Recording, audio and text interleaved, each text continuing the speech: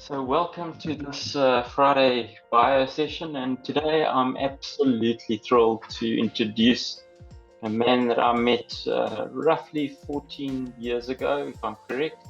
And at that time, it was during the transition from the first business I owned to working in an oil and gas major in Durban, in South Africa. And that man is Bradley Hlubi. And I'm not going to say much more. I'm just going to allow Bradley to introduce himself, give a little bit of background, and then we'll go into the 5 questions for this week's bio. Bradley, let the people know who you are. Thanks, Craig. So honored and really so excited to be here. Sure. What does one say when you get invited to such a big stage with really a top quality person like yourself, Craig? And maybe just to introduce myself, I'm an HSE and leadership consultant. We run a business called B&H Safety Consultants, but we really service the wider industry of occupational health and safety. But of course, linked to that, we also do leadership training. We do some consulting on business strategy, leadership, and company development. So yeah, that's what I do. I'm married to my beautiful wife, Desiree, and my 2 kids, Isaac and Isaiah, 2 boys, 5-year-old turning 6 in December, and the other one is turning 5 next year, May. So glad to be here, Craig. Thanks for having me. That's wonderful, Bradley. It's always something that struck me is that you always, family was important to you, and it was always going to be a part of your story. My first question to you is, can you remember when and where we first met? Yeah, I actually remember that quite well. We met at our old workplace. It was the oil refinery called Sapref, which is Shell and BP owned. And I think at that stage, you were one of the senior engineers there helping the site. And I think I was always quite intrigued at the level of knowledge and the technical competence you brought to the party, but also the way in which you did it, with that cool, calm, collected temperament. And I think quite often you brought some insights that were not even thought of, because we were kind of the guys that came from the refinery, very much in a sort of box refinery way of thinking. And you brought in some perspectives that were not from kind of our space of operation. So yeah, and I think from there we got to know each other. We worked in a couple of challenging projects, and I think the relationship grew from there. Isn't that, Bradley? And if you think of it, that's 15 or 14 years gone, and here we sit today. Yeah, and our paths cross, eh? It's incredible. But yeah, the second question I have, because I know you're a man that likes to express himself in words. You like to speak publicly. So you read widely, you read different books, you read different material. Is there anything that sticks out to you, something that you read? Because I know the way people interact is important to you. Is there something that you've read that you feel those that are listening would benefit from massively that impacted your life? Yeah, thanks for asking that, Greg.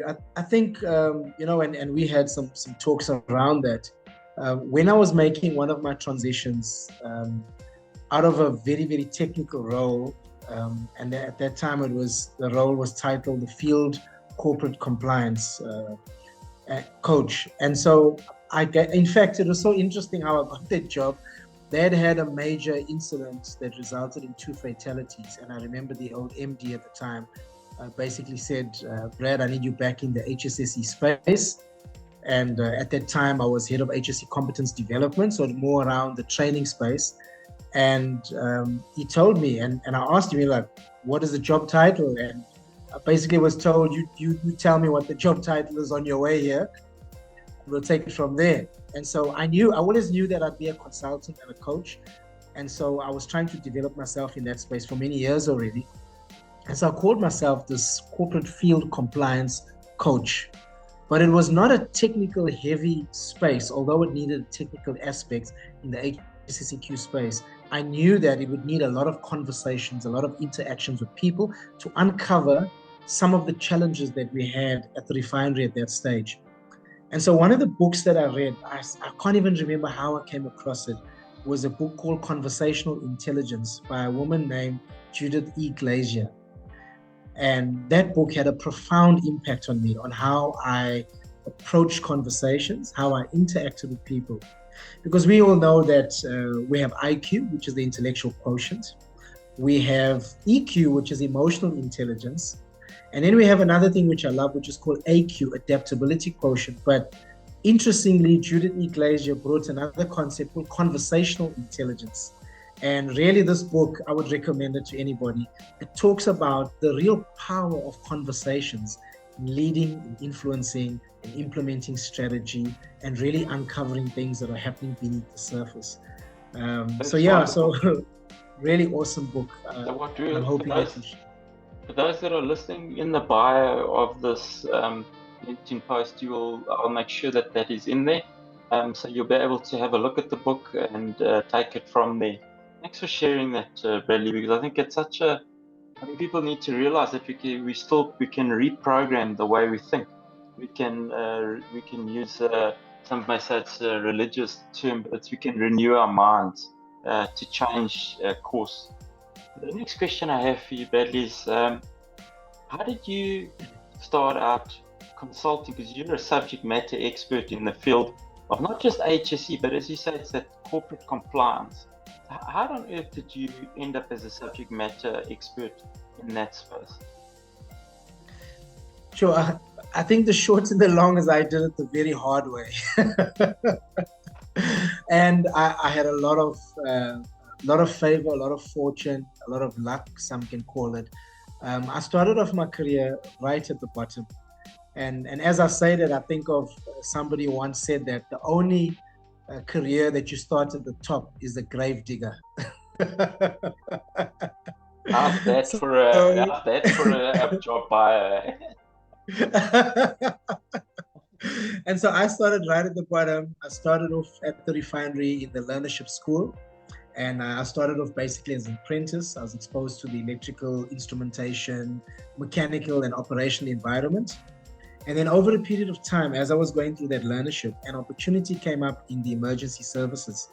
And so I applied for that opportunity. I was fortunate. I was part of a group that was given that opportunity.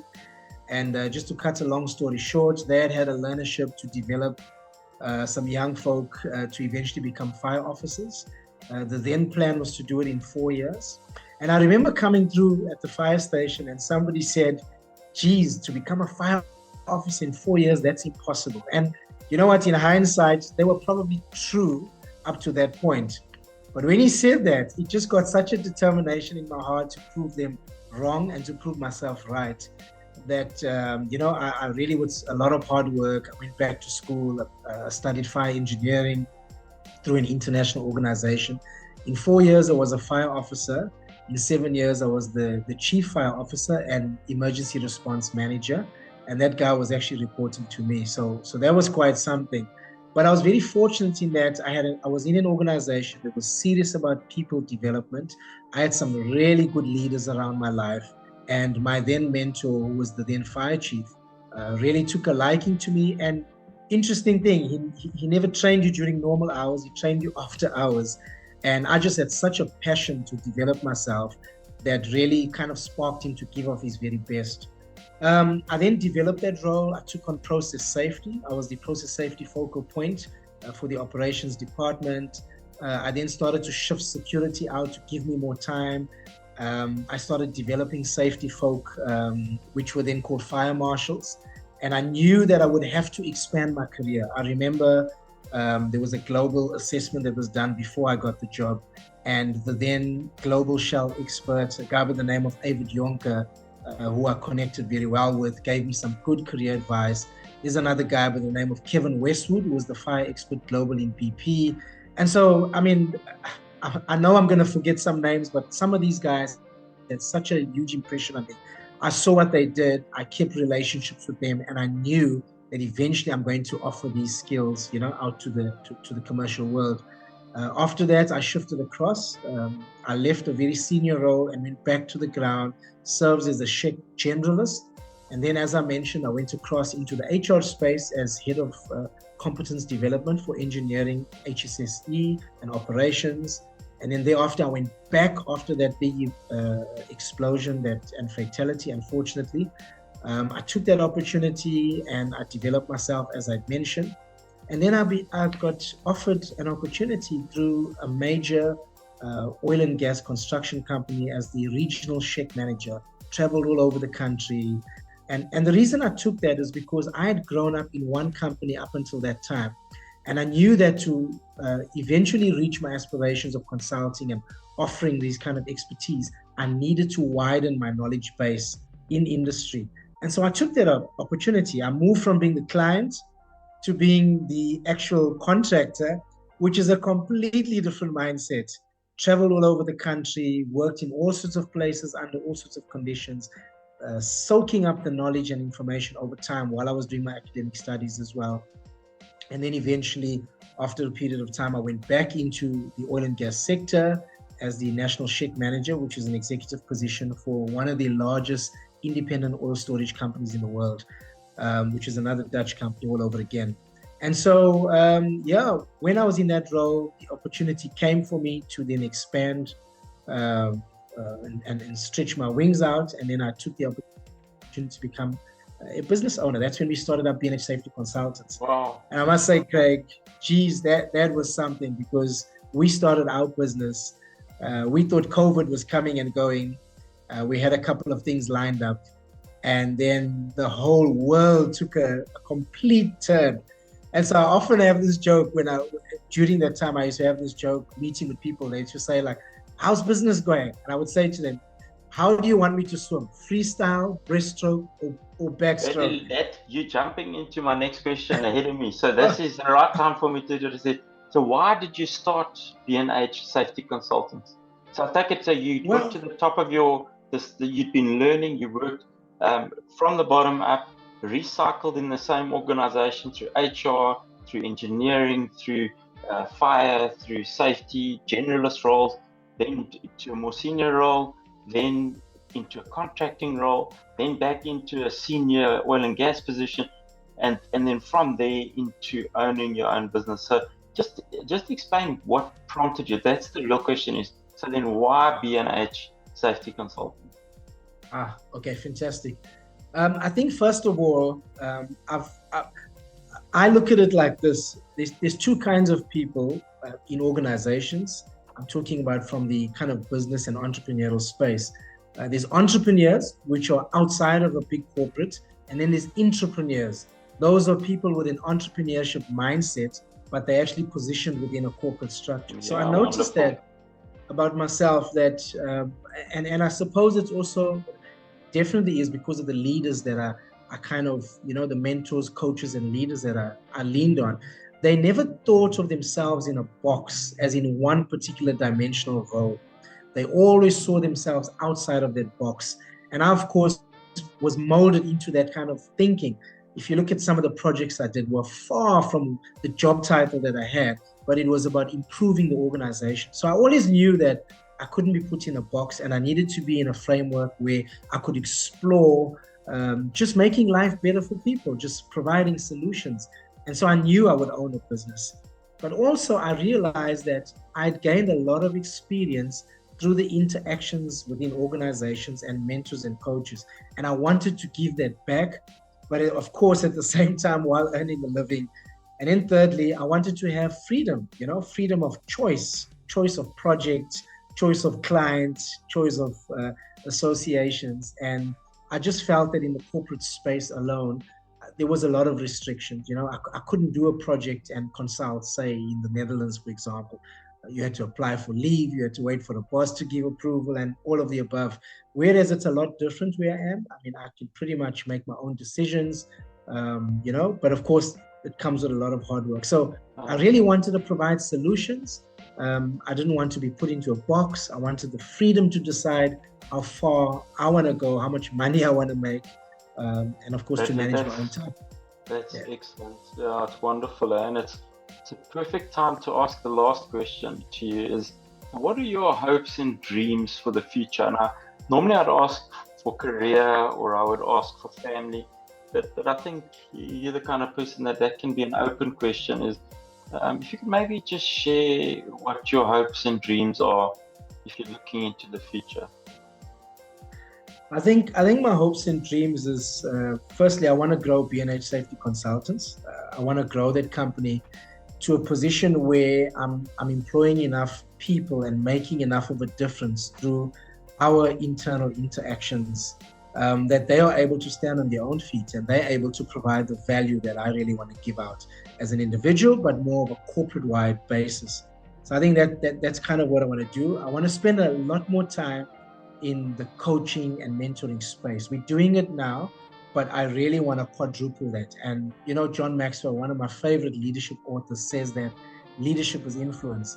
And so I would love to sit with people who are kind of cut in a similar mold and help them understand some of this knowledge that I've gained over the years, that I'm now replicating some of the abilities that I've got. And in that way, in my small way, I can start to influence positive change in the world. Yeah, that's wonderful, Bradley. That's wonderful, eh?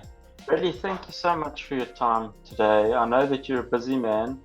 And I think before we end our time together, I just want to say to anyone that's listened up to this point, you'll have Bradley's details will be in the bio to his LinkedIn page. And from there, you can reach out to Bradley.